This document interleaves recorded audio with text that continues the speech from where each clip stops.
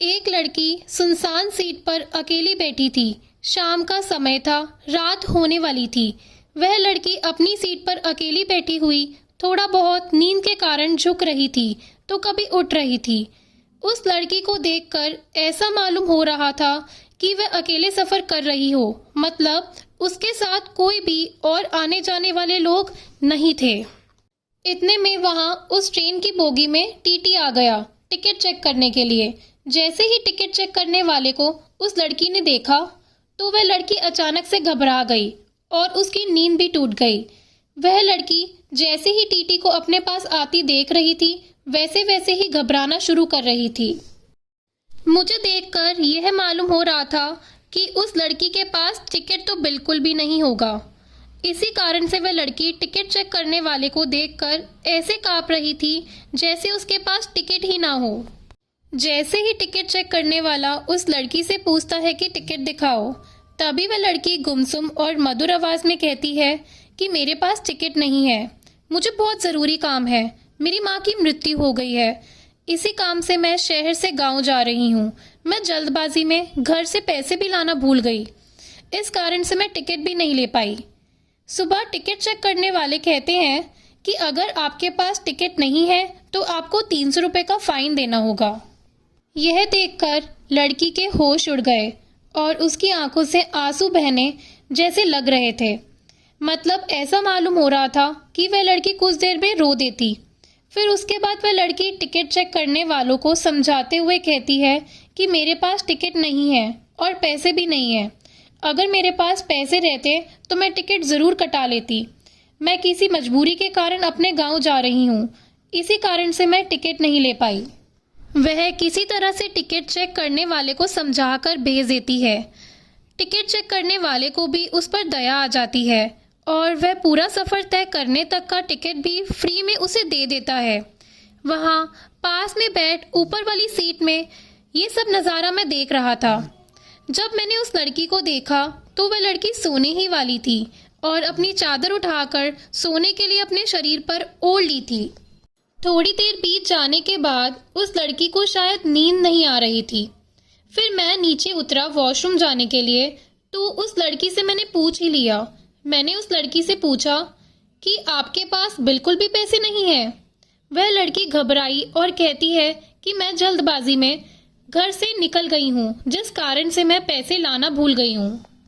उसके बाद मैंने उस लड़की को 500 रुपये अपनी जेब से निकाल कर देने का प्रयास किया, लेकिन उसने मना करा और मैंने कहा कि मैं तुम पर कोई एहसान नहीं कर रहा, मैं तुम्हें अपना एड्रेस बता रहा हूँ, तुम्हारा जब मन करे इन पैसों को मेरे एड्रेस पर भेज देना, लेकिन अभी तुम्हें पैसों की ज़रूरत है, इसके बिना तुम भूखी रहोगी और घर जाने के लिए टैक्सी इत्यादि का भाड़ा भी तो चाहिए।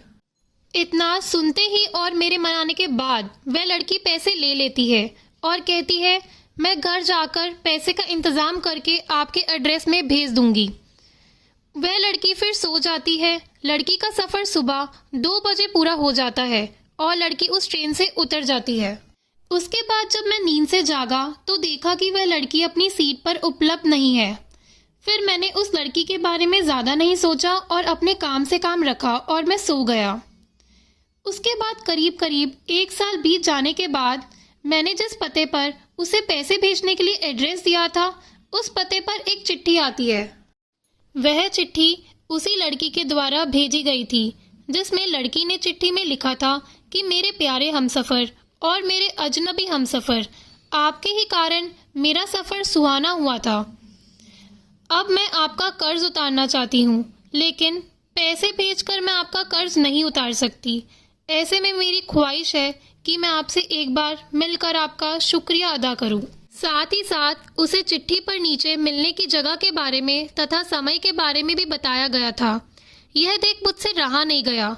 मैं उस दिन का इंतज़ार करने लगा जिस दिन यह वक्त आएगा और मैं उस अजनबी लड़की से मिल पाऊंगा।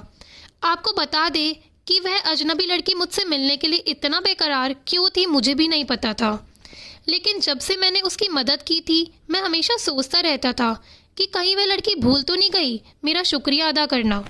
वो दिन आ चुका था। जब मैं उस स्थान पर पहुंचा तो देखा कि वह लड़की पहले से ही उसी स्थान पर मौजूद है। जब मैंने उससे पूछा कि आप बहुत पहले आ चुके थे क्या, तो वह लड़की कहती है मैं तो 1 घंटा पहले ही आ चुकी थी। मुझे लगा था कि तुम मेरे लिए ज़रूर आओगे। आगे लड़की कहती है जब से मैंने इन पैसों को लिया है, जब से मैंने आपको देखा है, मेरा दिल कहीं नहीं लगता। मेरे जज्बात हमेशा आपको ही याद करते रहते हैं, क्योंकि मैं उस रात जब आप सो गए थे तो मैं आपके चेहरे की तरफ देखकर बहुत ज़्यादा खुश हुई थी। मैं आपसे अपने प्यार का इजहार करने के लिए आई हूँ। अगर आपको कोई आपत्ति नहीं है तो आप मेरा प्यार स्वीकार करें। मैं पूरी जिंदगी आपके साथ गुजारने के लिए तैयार हूँ। साथ ही साथ मैं अपने माता पिता से आज्ञा लेकर आई हूँ और आपके बारे में बता कर भी आई हूँ। फिर उसके बाद मैं भी खुश हो जाता हूँ, लड़की को तुरंत ही गले लगा लेता हूँ। फिर हम दोनों की शादी जल्द ही करवाने का हमारे माता पिता तथा अभिभावक वादा करते हैं। उसके बाद से फिर हम लोग दोनों फोन पर खूब रात भर बातें करते हैं और जिंदगी का लुत्फ उठाते हैं। दोस्तों, अगर आपको ये कहानी पसंद आई हो तो प्लीज़ लाइक करना और चैनल को सब्सक्राइब करना। धन्यवाद।